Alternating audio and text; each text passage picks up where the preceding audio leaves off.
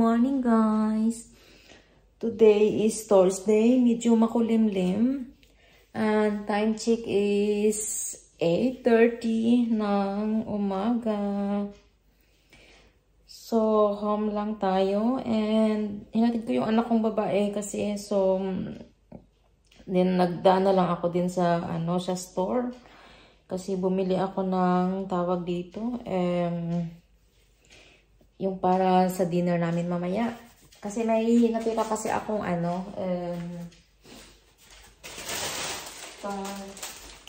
string beans, tsaka itong panghalo sa meat sana. So, naisip ko na nagawa ako ng sinigang na lang. So, bumili lang ako ng pork. And then, yung asawa kasi, normal hindi siya kumakain ng, hindi kagaya sa atin na Pinoy na kumakain tayo ng soup tsaka yung rice, diba?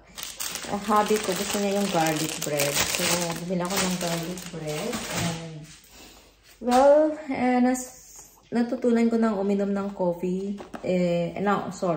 Natutunan ko ng uminom ng tea ngayon. Nag-start na ako ng 3 days or 4 days na. Kasi normal hindi ako uminom ng tea. Pero sa morning, coffee talaga ako. Pero sa gabi or afternoon, sinusubukan ko siyang mag-tea. Gusto ko yung yung tea na iris cream. Pero sabi nila, maganda daw itong camille na tea. So bumili ako, subukan natin. Bumili na lang din ako ng toast bread kasi yung anak kong lalaki laging gutom. So gusto niya nang pag umuwi siya or pag magugutom siya, gusto niya may mahanap siya na food. So may natira pa naman dyan, pero nabumili na ako ng extra toast bread. Nilalagyan niya kasi ng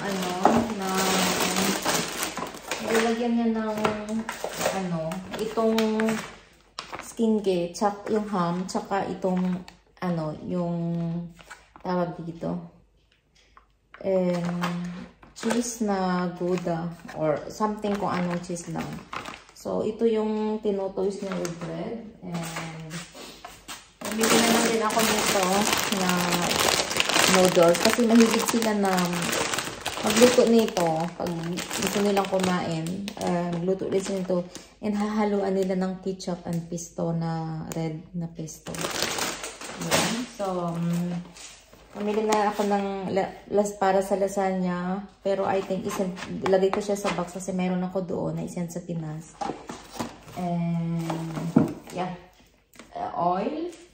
And, yes. Ito, include ko na lang din sa box.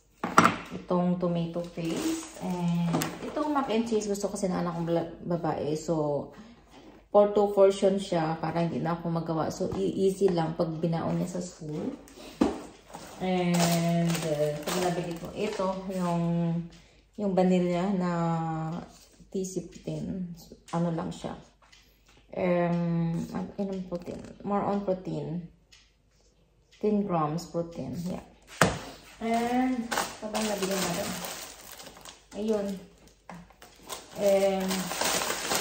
Yeah, fruit. Kiwi para sa niya. Tawag dito. Buo niya bukas sa school. And, tomato. Kasi wala na akong yung sinigang mix. Ay, yeah.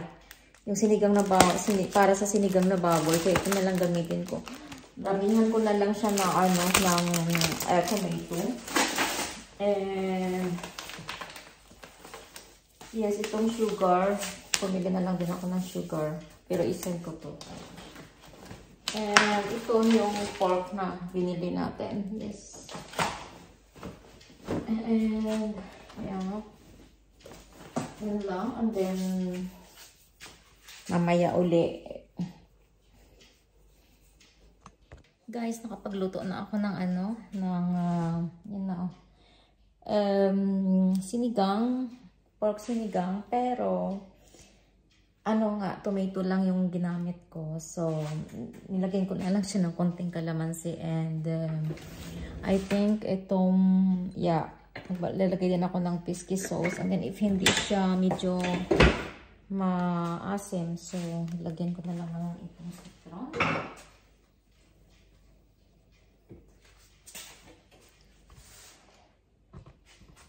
And meanwhile, kain tayo guys. And ito yung niluto ko. Ito yung binaon ng anak kong babae. Yung pasta na may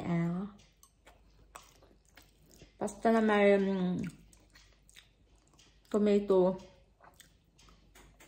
sauce, shredded cheese, yeah. I found a couple places near Sweden. The first one is Engelman, Sweden AB and Hattebaden, Yung Google. 2019, Kungsängen. The second one is Stockholm. Nagsalita lang naman ako pero nag-ano siya.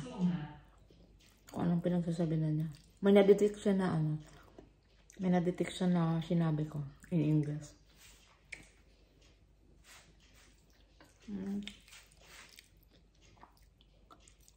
So, ito yung binaon ng anak kong babae. So, ito lang yung almusal ko ngayon.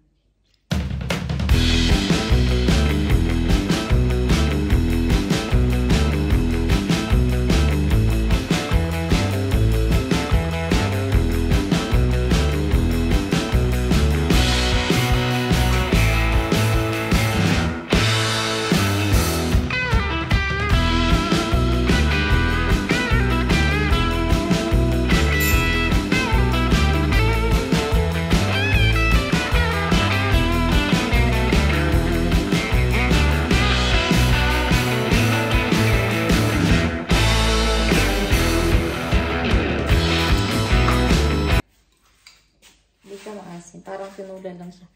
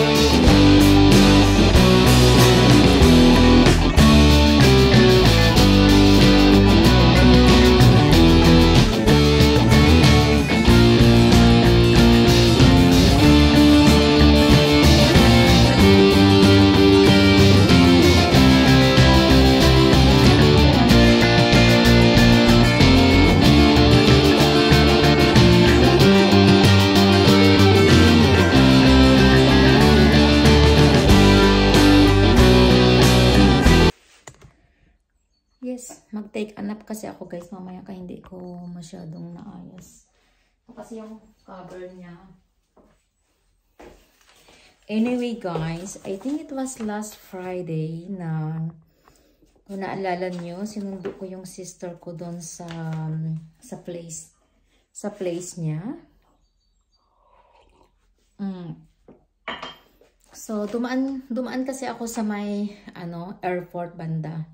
Kasi may kinuha ako doon and nung on the way home na kami, actually sabi ng sister ko, ano yung nag-blank, yung parang camera.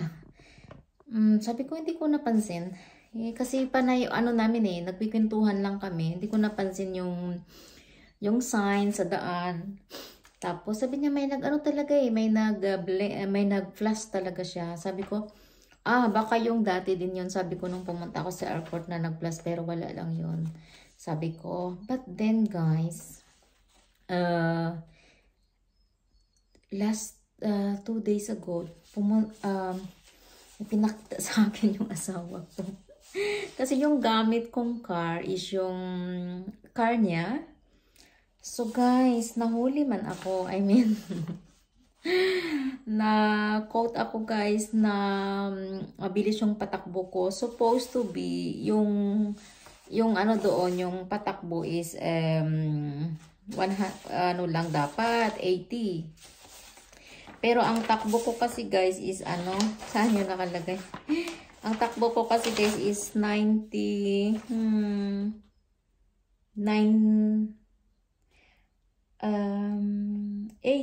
ang takbo ko. Pero kasi yung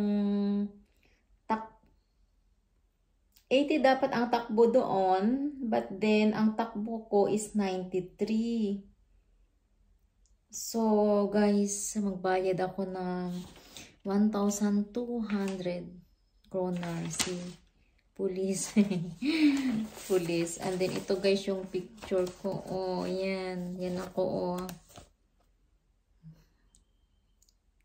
Yan ako.